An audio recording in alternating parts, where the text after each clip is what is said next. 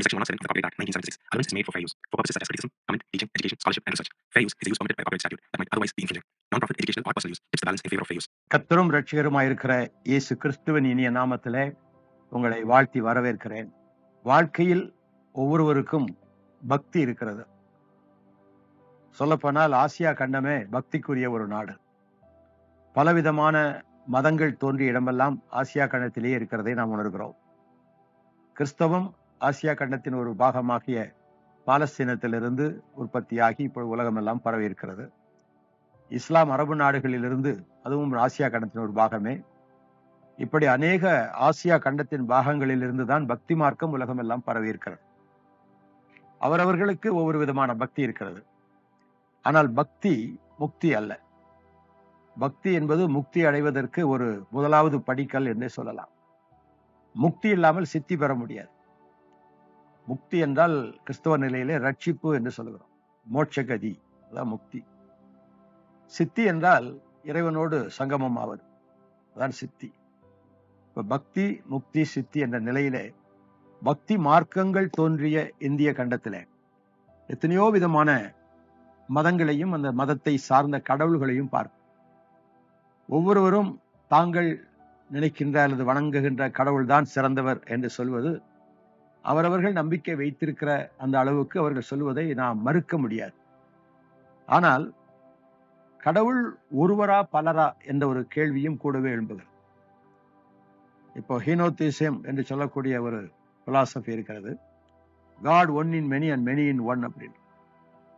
கடவுள் ஒருத்தர் தான் அநேகரா வெளிப்பட்டிருக்கிறார், அநேக கடவுள் எல்லாம் ஒரு கடவுளை தான் அடங்கிறது அப்படின்னு சொல்லுவாங்க.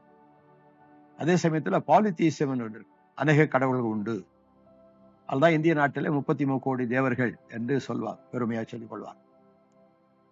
கடவுள் தன்னை வெளிப்படுத்தும் போது ஒரு குறிப்பிட்ட மதத்தை உண்டாக்க வேண்டும் என்றோ அல்லது மத தலைவராகவோ வரவில்லை. கடவுள் என்பவருக்கு இந்த மாதிரி ஜாதி மத இன பேதம் ஒன்று கிடையாது. ஆனால் பல கடவுள்கள் எப்படி தோன்றினார்கள், அதான் ரொம்ப முக்கியம். இப்போ இந்தியாவில கிறிஸ்து இயேசு பிறப்பதற்கு முன்பதாக சுமார் கிமு 1 அல்லது 2 நூறாண்டுகளுக்குள்ளாக என்று வைத்துக் கொள்வோம். ரிக்வேதம், அதிலிருந்து பிரித்தெடுக்கப்பட்ட அசுர்வேதம், ரிக்வேதத்திலிருந்து கவிதை தொகையில் இருக்கிறதால் எழுதப்பட்ட சாமவேதம், இந்த ரிக், அசுர், சாமம் ஆகிய மூன்றும் ரிக்வேதத்திலிருந்து பிறந்தவை. ஆனால் அநேக ஆண்டுகளுக்கு பிற்பதாக எழுதப்பட்ட அதர்வண வேதமும் 4வது வேதமாக சேர்க்கப்பட்டது. இந்த 4 வேதங்களிலும் இன்றைக்கு வணங்கப்படுகிற எந்த கடவுள்களின் பெயரும் இல்லை என்பது கவனிக்கப்படத்தக்கது. ஆனா அதுல இல்லாத தெய்வங்கள் ஏன் நம்ம வணங்கணும்? இதான் என்னுடைய வாழ்க்கையில நான் ரிக்வேதம் படிச்ச போது, இந்த ரிக்வேதத்துல இப்ப இருக்கிற தெய்வம் பேர் ஒண்ணு கூட இல்லையே, ஏன் இதெல்லாம் வணங்கணும் அப்படின்னு ஒரு கேள்வி கேட்டதுனாலதான் ஆசிரமத்தை விட்டு வெளியேற வேண்டிய நிலை எனக்கு ஏற்பட்டது. அநேக மக்கள் அவதாரத்தை நம்புகிறார்கள். பலவிதமான கடவுள்கள் அவதாரங்களாக வந்ததாக நம்புகிறார்கள். பைபிளில் இருந்து ஒரு வசனத்தை உங்களுக்கு நான் சுட்டிக்காட்ட விரும்புகிறேன். 1 தீமோத்தேயுவின் புத்தகம் 3ஆம் அதிகாரம் 16ஆம் வாக்கியம் சொல்கிறது, தேவ பக்திக்குரிய ரகசியமானது யாவரும் ஒப்புக்கொள்கிறபடியே மகா மேன்மையுள்ளது. தேவன் மாம்சத்திலே வெளிப்பட்டார். காட் ரிவீல்ட் இன் ஃபிளஷ், ஆங்கிலத்தில் ரொம்ப அழகா சொல்றார், வெளிப்பட்டார், மாம்சத்திலே வெளிப்பட்டார். அப்ப அவர் அவதாரமா வந்தாரா அப்படின்ட்டு ஒரு கேள்வி. அவதாரம் என்று நம்ம சொல்லும்போது அவதார் என்பதுதான் வார்த்தை. தமிழிலே இம் என்ற தொகுதியை சேர்த்து அவதாரம் அப்படின்னு சொல்றோம். கிரக் என்றால் வீடு, கிரகம்னு தமிழை சொல்லுவோம். அது சமஸ்கிருதம் கலந்த தமிழ். அநேக இடத்துல அம் அல்லது அன் என்ற ஆண்பால் ஒருமைப்பாட்டு விகுதியை சேர்த்து சொல்வது. இப்போ இன்கார்னேஷன் என்ற ஒரு ஆங்கில வார்த்தை இருக்கு.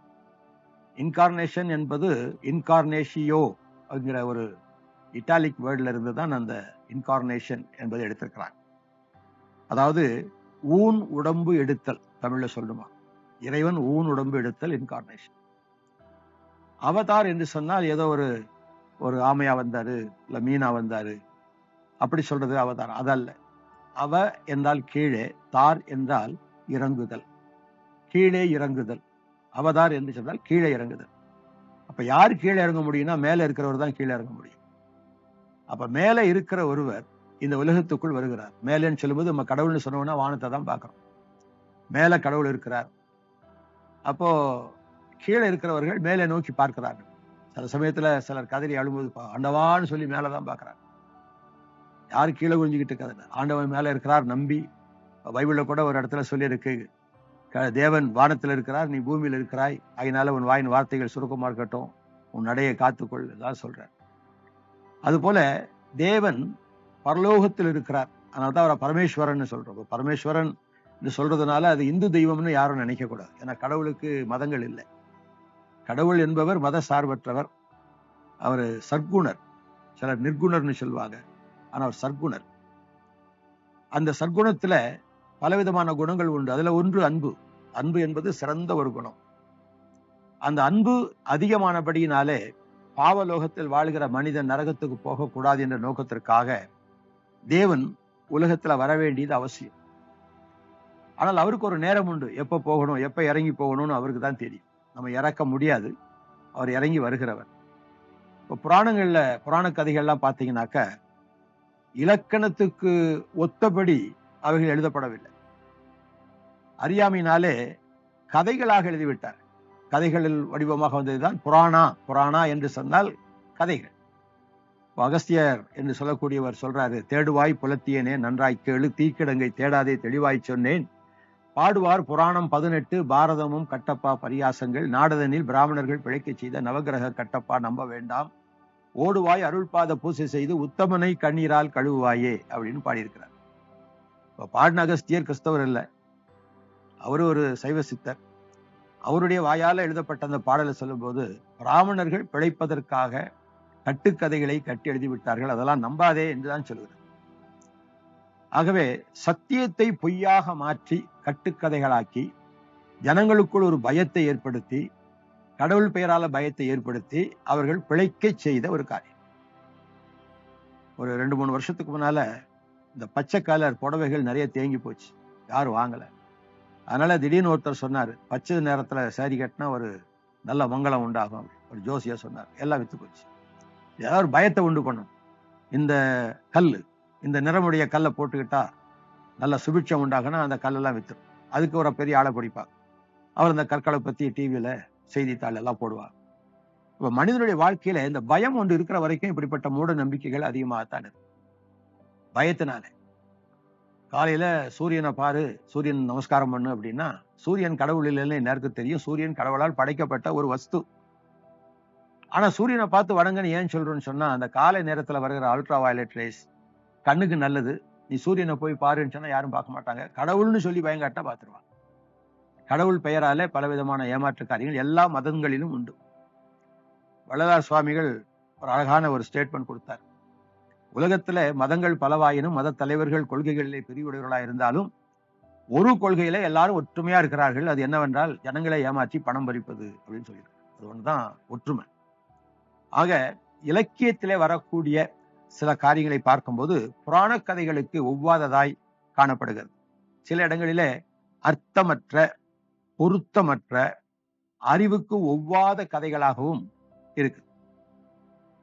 திரு மறைமலையடிகள் அவர்கள் சைவ சித்தாந்தத்தை பற்றிய ஒரு புத்தகத்துல இதையெல்லாம் வெளிப்படுத்தி எழுதியிருக்கிறார். நல்ல ஒரு தெய்வத்தை வணங்குவதற்கு இத்தனை மோசமான கதைகள் தேவையா, இவைகளெல்லாம் அறிவுக்கு ஒத்ததாக தெரியவில்லையே என்று அவர் ரொம்ப அருமையாக அதை எழுதியிருக்கிறார். மறைமலையடிகள் கிறிஸ்தவர் அல்ல. அன்புதான் சற்குணத்துல சிறந்ததுன்னு சொன்னா, அந்த அன்புக்கு ஒரு கடவுள் உண்டு. அன்புக்கு கடவுள்னா உடனே மன்மதன் வச்சுட்டான். அந்த அன்பு வித்தியாசமான அன்பு. அது காமத்தை ஒட்டிய அன்பு, காதலை ஒட்டிய அன்பு. இறைவன் சொல்றது தெய்வீக அன்பு. அப்ப அந்த தெய்வீக அன்பு இந்த உலகத்தில் வெளிப்பட வேண்டும். அப்ப நம்ம மனிதன், நமக்கு ஒரு சரீரம் உண்டு, ஆவி உண்டு, ஆத்மா உண்டு. இப்ப இறைவன் வேறு நிலையில வந்தா அவரை தைரியமா போய் பார்க்க முடியாது, அணுக முடியாது. ரோட்ல போகும்போது 4 தலையோட ஒரு ஆள் வந்தா பக்கத்துல போய் ரசிப்போமா அல்லது ஓடுவோமா பார்த்து பயந்துட்டு எண்ணிப்பாரு. அப்போ வித்தியாசமான முறையில் அவர் வந்திருப்பாரானால் நாம் அணுகுவதற்கு முடியாத நிலையில, ஒவ்வாத நிலையில காணப்படுவார். ஆகவே கடவுள் வெளிப்படும் போது மனிதனை போலவே வர வேண்டும் என்ற ஒரு கொள்கை அவதார கொள்கைகளில ஒன்று. அவரு டங்குன்னு அப்படியே வந்துடுறதில்ல. சில ராமையா வந்தாரு, மீனா வந்தாரு, பாம்பா வந்தாரு, அல்லது சிங்கமா வந்தாரு, இப்படியெல்லாம் பன்றியா வந்தாரு, இப்படிலாம் சில கதைகள், அறிவுக்கு ஒவ்வாத கதைகள். சில மாதங்களுக்கு முன்பதாக நான் இருக்கும் இடத்துல ஹரே கிருஷ்ணா ஹரே ராமா என்ற இயக்கத்தில் ஒரு புதிய கோயிலை கட்டி திறப்பு விழா செய்தாங்க. அன்னைக்கு அதன் தலைவர் பேசினதை அடுத்த நாள் அடையார் டைம்ஸ் என்ற பத்திரிகையில நல்ல போட்டோகிராஃபோட அழகா போட்டிருந்தாங்க. அதுல ஒரு கதை அவர் சொல்றார். கிருஷ்ணன் உலகத்துக்கு செய்த நன்மைகள், அவர் பல அவதாரங்கள் எடுத்து நன்மை செய்தார் அப்படின்ட்டு உதாரணத்துக்கு ஒன்று சொல்றேன்னு அதுல போட்டிருக்கு பத்திரிகையில. அதாவது ஒரு முனிவர் இருந்தாராம். அவருக்கு 2 பையங்க பிறந்தாங்களாம். ஒருத்தன் உயரமா வளர்ந்துட்டானா, இன்னொருத்தன் சைட்ல வளர்ந்துட்டானாம். 2 பேரும் சேர்ந்து பூமியை தூக்கி சமுத்திரத்துக்குள்ள போட்டாங்களாம். உடனே தேவர்கள்லாம் ஓடி போய் கிருஷ்ணன் இடத்துல இப்படி பூமி தண்ணிக்குள்ள போட்டாங்க, அதுல உள்ள ஜனங்கள்லாம் அழிஞ்சிடுவாங்க, நீங்க காப்பாற்றணும் அப்படின்னு கேட்டுக்கிட்டாங்க. உடனே கிருஷ்ணன் அப்படியே கொஞ்ச நேரம் சிந்தனையில இருந்தாராம். அவருடைய மூக்கிலிருந்து ஒரு துவாரத்தின் வழியாக ஒரு சின்ன பன்றிக்குட்டி வந்ததாம். அது வெளியில வந்த உடனே பூதாகரமா மாறி பெருசா மலை மாதிரி ஆயிடுச்சு. அப்படியே வானத்து உச்சிக்கு பறந்து போனதான். 2 ரெக்கை, பெரிய ரெக்கையில பறந்து போச்சுதான். மேல போய் துவீர்னு தண்ணியில விழுந்துதான் சமுத்திரத்துல. அந்த தண்ணி ஸ்பிளாஷ் ஆன உடனே பூமி அடியில இருக்கிறத பார்த்து அவர் அந்த பன்றி ரூபத்துல இருந்த உள்ள போய் அந்த வாயில 2 முள்ளு மாதிரி இருக்கு, கொம்பு மாதிரி, அதுல அப்படியே தூக்கிட்டு கொண்டு வந்துட்டாராம். இவ்விதமாக கிருஷ்ணன் பூமிக்கு நன்மை செய்தார் அப்படின்ட்டு அதுல லெக்சர் பண்ணியிருக்காரு. அதை போட்டிருக்காங்க. ஒரு பன்றி வானத்துக்கு பறந்து போற மாதிரி ரெக்கையெல்லாம் போட்டுலாம் வச்சிருக்காங்க. இது அடுத்த நாள் பேப்பர்ல போட்டு உங்க போன் நம்பர் எல்லாம் கொடுத்துருந்தாங்க. நான் அவங்கள கூப்பிட்டு ஐயா, இந்த மாதிரி புராண கதைகளை ஆராய்ந்து கொண்டிருக்கிறேன். திராவிட கழகத்துக்காரங்க எல்லாம், நாஸ்திகர்கள் எல்லாம் புராண கதையெல்லாம் பொய்ன்னு சொல்றாங்க. அதை நம்ம உண்மைன்னு சொல்றதுக்கு என்ன செய்யணும்? எனக்கு சில விளக்கங்கள்லாம் வேண்டியது இருக்கு. நீங்க நேத்து ஒரு புராணத்தை பத்தி சொன்னீங்க, வராகாவதாரத்தை பத்தி சொன்னீங்க, அதை தெரிஞ்சுக்கணும் அப்படின்னு. அவர் சொன்னாரு, நான் அவருடைய அசிஸ்டன்ட் கிட்ட சொல்லுங்க, என்னென்ன சந்தேகம் சொல்லுங்க. நான் சொன்னேன், பூமியில தானே சமுத்திரம் இருக்குது, அப்புறம் பூமியை தூக்கி எப்படி சமுத்திரத்துல போட முடியும்? ஓ, நீங்க அப்படி யோசிக்கிறீங்களா? அது குருநாதர் அவர்கிட்ட தான் கேட்கணும். அப்புறம் நான் திருப்பி கேட்டேன், இந்த பூமியை சமுத்திரத்துக்குள்ள போட்டாச்சுன்றீங்க, அதை எடுத்துட்டு வர்றதுக்கு கடவுளா வரக்கூடாதா, அது மனுஷனா வரக்கூடாதா, ஒரு பன்றியா தான் வரணுமா, வேற எந்த ஒரு அவதாரம் எடுக்கக்கூடாதா அப்படின்னு. அவரு கொஞ்சம் குழம்பிட்டு, நீங்க என்ன செய்யறீங்கன்னு கேட்டாரு. நாங்க உங்ககிட்ட பேசிட்டு இருக்கேன் அப்படின்னு. இல்ல என்ன வேலை செய்ய அவதாரங்களை பற்றி.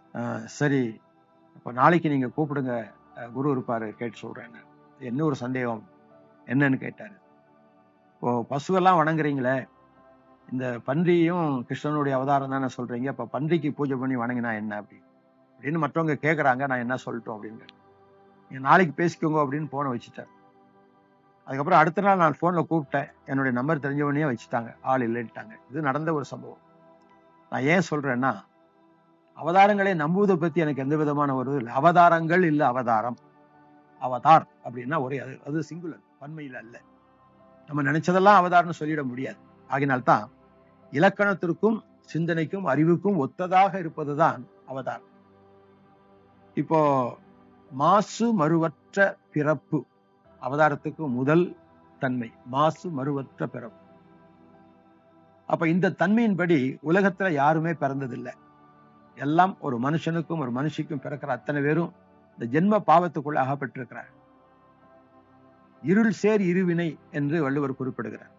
இருள் சேருகின்ற 2 வினை, ஒன்று பிறப்பினால் உண்டாகும் வினை, மற்றொன்று செயலினால் உண்டாகும் வினை.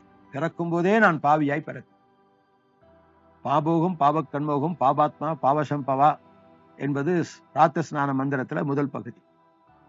நான் பாவத்தில் பிறந்தேன், பாவத்தை செய்கிறேன், பாவத்தில் நிலைத்திருக்கிறேன், ஆகவே நான் பாவி. இதுதான் பொருள். இப்ப பிறக்கிறச்சியே எனக்குள்ள எப்படி பாவம் வரும் அப்படின்னா, நம்ம பழமொழிகள்ல சர்வசாதாரணமா எல்லாருக்கும் தெரியும். தாயை போல பிள்ளை, நூலை போல சேலை, அப்பனுக்கு பிள்ளை தப்பாம பிறக்கிறான்னு சொல்லு. அப்போ குணங்கள் எங்கிருந்து வருதுன்னா, தகப்பன் இடத்திலிருந்து தாயினத்திலிருந்து தான் நமக்கு வரும். தகப்பன் இடத்திலிருந்து தாயின் இடத்திலிருந்து எனக்கு ஒரு குணம் வருதுன்னா, அவங்க தகப்பன் யார்? கடைசியில ஒரு தகப்பன். யாருக்கும் பிறக்காத ஒரு தகப்பன், ஒரு தாய். தானா வந்திருக்க முடியாது, கடவுள் தான் உண்டாக்கி இருக்கணும். அப்படி அவர் உண்டாக்கினால் பாவத்துல அவங்களை உண்டாக்கி இருக்க மாட்டார். ஆகவே பாவம் அவனுக்குள் நுழைந்த ஒரு வரலாற்றையும் நாம் பார்க்க வேண்டும். ஏன் கடவுள் அவதாரமாக வரணும்னு சொன்னா, தன்னுடைய சாயலிலே தன்னை போன்ற குணத்தில, தன் உருவத்தில, தன் சுவாசத்தை பெற்றவனாக ஒரு மனிதனை ஆண்டவர் படைத்தார். அவனோ தேவனுடைய மகிமையை இழந்தவனாக பாவத்துக்குள் அகப்பட்டு நரகத்தை நோக்கி அவன் ஆன்மா போய் கொண்டிருக்கும் வேளையிலே இத்தனை மக்களும் நரகத்தில் அழியக்கூடாது என்று தேவன் தன்னுடைய அன்பினாலே உலகத்துக்கு அன்பினால் யாக்கையேற்ற ஐயனே போற்றி என்று கல்யாண சுந்தரனார் சொல்றார். அன்பினால் யாக்கையேற்ற ஐயனே போற்றி. அப்போ உடலை அவர் எடுத்து வந்ததுக்கு அடையாளமே அன்பு. அந்த அன்பினால் தான் இறைவன் மனிதனாக பிறக்கணும். அவதாரம் என்று சொன்னால் ஏதோ மாற்று உருவத்திலேயே அல்லது டங்குன்னு பற்ற மாதிரி அவதாரம் வர்றதில்லை. மக்கள் ஏன் இதெல்லாம் நம்புறாங்கன்னா, சினிமாக்கள் அந்த மாதிரி காட்சிகளை காட்டுறாங்க, மூட நம்பிக்கைக்குரிய காட்சிகளை காட்டுறாங்க. அதை பார்த்து பார்த்து நிஜமா இப்படித்தான் இருக்கும் அப்படின்னு ஜனங்கள் நம்புறாங்க. தெளிவு இல்லை. அவதார கோட்பாடில முதலாவது மாசு மறுவற்ற பிறப்பு. பிறப்பு வேற, படைத்தல் வேற. இப்ப நீங்க முதல் மனிதனாகி ஆதாமை பார்த்தால் அவன் படைக்கப்பட்டவன், இறைவனுடைய கரத்தினாலே படைக்கப்பட்டவன். ஆனால் அவதாரம் படைக்கப்படக்கூடாது, அவதாரம் பிறக்க வேண்டும். அப்போ பைபிள்ல இதை குறித்து பவுல் அப்போஸ்தலன் எழுதும்போது முதலாவது ஆதாம், இரண்டாவது ஆதாம் என்று பிரிச்சு சொல்றார். முதலாவது ஆதாம் முதல் மனிதன் ஆகிய ஆதாம். இரண்டாவது ஆதாம் இயேசு கிறிஸ்து, இரண்டாவது மனிதன் ஆகிய இயேசு கிறிஸ்து. இரண்டாவது ஆதாம் சொல்றார். இதில் உள்ள சில குறிப்புகளை பார்த்தால் முதல் ஆதாம் படைக்கப்பட்டவன், இறைவனால் படைக்கப்பட்டவன். இரண்டாவது ஆதாமாகிய இயேசு கிறிஸ்து பிறந்தவர். அப்ப பிறக்கணும்னா மாசு மறுவற்ற பிறப்பா இருக்க வேண்டும் என்பது வேத கோட்பாடு. மாசு மறு இருக்கக்கூடாது. மாசு இல்லாத மணி என்றவரை குறித்து பூர்வகாலத்து பக்தர் எல்லாம் சொல்லுவாங்க, மாசிலாமணியே அப்படின்னு சொல்லுவாங்க. அப்ப மாசு இல்லாத ஒரு மணியாக உலகத்தில் அவர் பிறக்க வேண்டுமானால் ஒரு ஆணுக்கும் பெண்ணுக்கும் பிறந்தால் நிச்சயமாக அது மாசு உள்ள ஒரு பிறப்பாக இருக்கு. ஆகினால்தான் குமாரி கர்ப்ப சம்பவ என்று ரிக்வேதத்தில் எழுதப்பட்டபடி திருமணம் ஆகாத, கற்பு குலையாத ஒரு கன்னிகையினிடத்திலே இறைவன் பிறக்க வேண்டும். அதான் குமாரி கர்ப்ப சம்பவ. சூத்திர நாமாவளியில ஓம் ஸ்ரீ கன்னிசுத்தாய நமக என்று அர்ச்சனை செய்கிறார். கன்னியின் வயிற்றில் பிறந்த பரிசுத்தம் உள்ள தேவன். இப்ப மாசு மறுவற்ற ஒரு பிறப்பு அவருக்கு இருந்தது. ஒரு கன்னிகை கர்ப்பவதி ஆகி ஒரு குமாரனை பெறுவாள். அவருக்கு இந்த பேர் வைக்கணும்னு சொல்லி இயேசு பிறப்பதற்கு சுமார் 1000 ஆண்டுகளுக்கு முன்பதாகவே ஏசாயா தீர்க்கதரிசி திட்டவட்டமாக அறிவித்து விட்டார். உலகத்துல எந்த அவதார கோட்பாடு எடுத்தாலும் இப்படி ஒரு அவதாரமா வருவார்னு ரிக்வேதத்திலேயோ சாமவேதத்திலேயோ எதிர்வேதத்திலேயோ குறிப்பு இல்லை. இவைகளெல்லாம் நாம பிற்காலத்திலே எடுத்துக்கொண்ட கதைகள், கட்டிவிட்ட கதைகள்.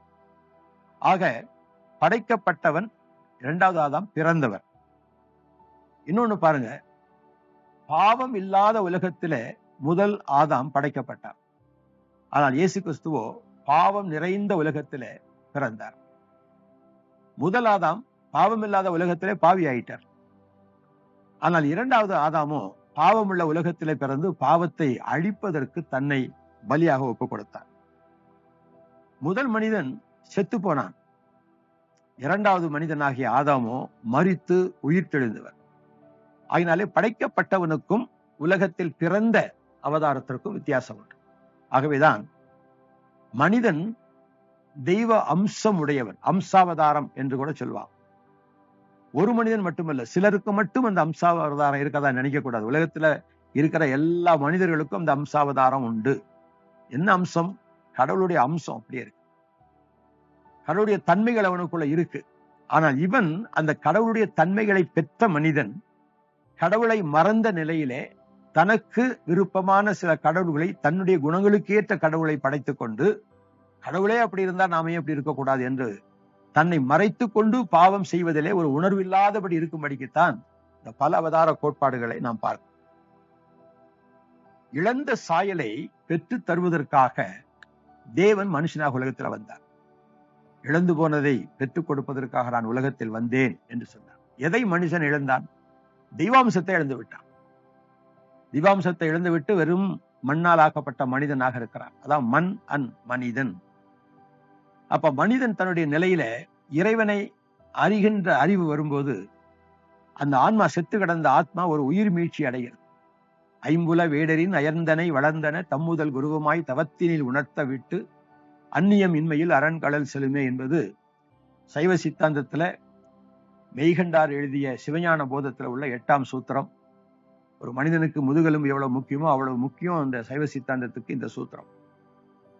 ஐம்புல வேடரின் வளர்ந்து அயர்ந்தனை, மெய்வாய் கண்மூக்கு செவி என்ற 5 புலன்களுக்குள் ஆத்மா வளர்ந்து அயர்ந்தனை செத்து கிடக்கிறது அல்லது உணர்வற்று கிடக்கிறது. தம்முதல் குருவும் எல்லாவற்றுக்கும் மூல காரணன் ஆகிய குருநாதன் தவத்தினில் உணர்த்த தவக்கோலத்திலே உணர்த்துகிறார். சில இடங்களிலே தாய்மார்கள் தன்னுடைய பிள்ளையை பார்த்து சொல்லுவாங்க, அடே மகனே, உன்னை தவமிருந்து பெத்தம்பா, ஏண்டா இப்படி செய்யற என்று கேட்பா. தவமிருந்து பெத்தேன் என்று சொல்லும் போது அந்த அம்மா ஏதோ காட்டுல போய் 2 வருஷம் 3 வருஷம் உட்கார்ந்து தவம் பண்ணிட்டு வந்து பெத்தாங்கன்னு அர்த்தம் இல்லை. தவம் என்பது ஜீவனை கொடுப்பது, தன்னுடைய ஜீவனையே கொடுப்பது, சாப்பிடாம கொள்ளாம கடந்து அப்படியே செத்து போறது தவக்கோலம். அப்ப இந்த தவக்கோலத்திலே உணர்த்துகிறார். ஒரு தாய் தன்னுடைய மகன்கிட்ட, உன்னை பெத்தனே, சவம் இருந்து பெத்தனே. அப்ப தவம் என்பது ஜீவனை கொடுப்பது.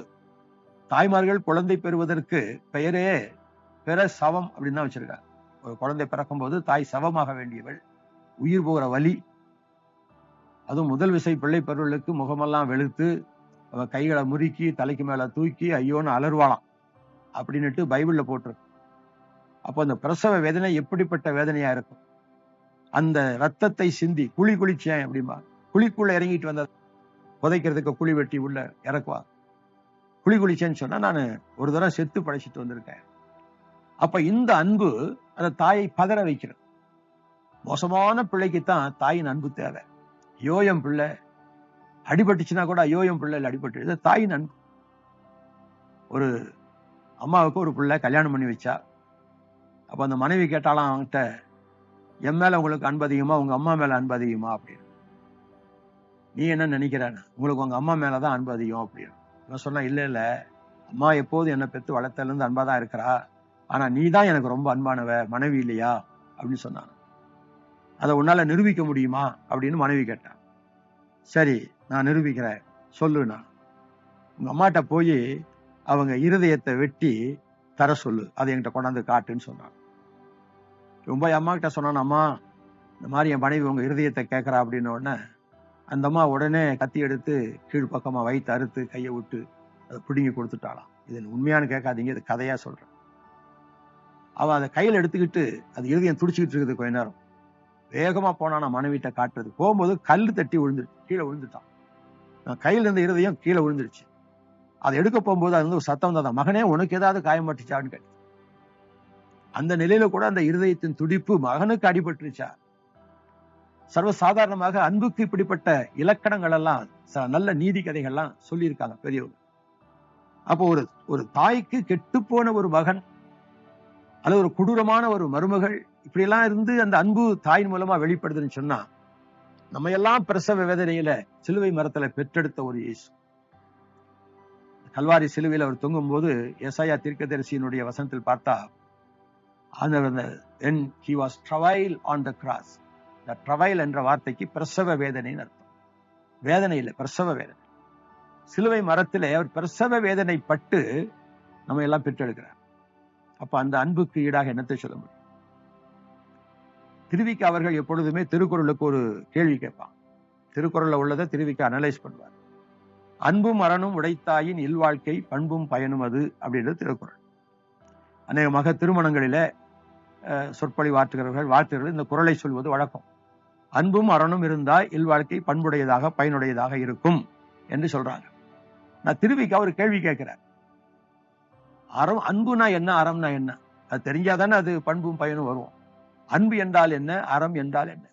அவரு தன்னுடைய பாமாலையில் எழுதுறாரு, அறத்தின் இயலையும் அன்பின் இயலையும் ஆய்ந்து அளந்தேன், திறத்தை தெளிகிறேன். அதாவது அன்பு என்றால் என்ன, அறம் என்றால் என்ன என்று ரொம்ப ஆராய்ச்சி பண்ணி பார்த்தாராம். அதனுடைய முடிவு சரியா தெரியலையாம். 3வது வரியில் எழுதுறார், சீத்த கொலைஞரின் தீச்செயலை பொறுத்து அருள் செய் புனிதம் நினைவில் புகவும், அறத்தன்பு நீ என்று அறிந்தேன் கிறிஸ்து என் ஆருயிரே அப்படின்னு முடிக்கிறார். சீத்த கொலைஞரின் தீச்செயல், 2 கையிலையும் காலையும் ஒன்னா வச்சு 3 ஆணிகளை அடிச்சு தொங்க விட்டு அதை தூக்கி நிறுத்தி அவர் உடம்பு அந்த ஆணில ஆட வச்சு முதுகுல சாட்டை கொண்டு அடிச்சு தலையில முள்ளுகொடி வச்சு இத்தனை தீச்செயல்களை செய்திருக்கிறார்கள். அதையெல்லாம் பொறுத்து பிதாவே இவர்களுக்கு மன்னியும், இவர்கள் செய்கிறது இன்னதென்று அறியாமல் செய்கிறார்கள்னு ஒருத்தர் வேண்டிக்கிட்டாரே, பொறுத்து அருள் செய்த புனிதம் நினைவில் புகவும், அறம் என்றால் கிறிஸ்து, அன்பு என்றால் கிறிஸ்து என்று கிறிஸ்து அருள் வேட்டல் என்ற புத்தகத்திலே திருவிக்க அவர்கள் எழுதுகிறார்கள். அவர் கிறிஸ்தவர் இல்லை, அவர் இந்து தான். அன்புக்கு தன்னுடைய மார்க்கத்திலே எந்த கடவுளையும் குறிப்பிடாமல் ஏன் கிறிஸ்து தான் அந்த அன்புக்கு அடையாளம்னு சொல்றார். இதை நம்ம யோசித்து பார்க்கணும். அன்பு உலகத்துக்கு வர பண்ணுகிறது அவரை. அன்பினாலே அவர் இறங்கி வருகிறார், அவதரிக்கிறார். எப்படி? மனிதனாக வரவில்லை, ஒரு குழந்தையாக ஒரு தாயின் கர்ப்பத்திலே உதித்து மாசு மறுவற்ற தெய்வத்தினுடைய அருள்.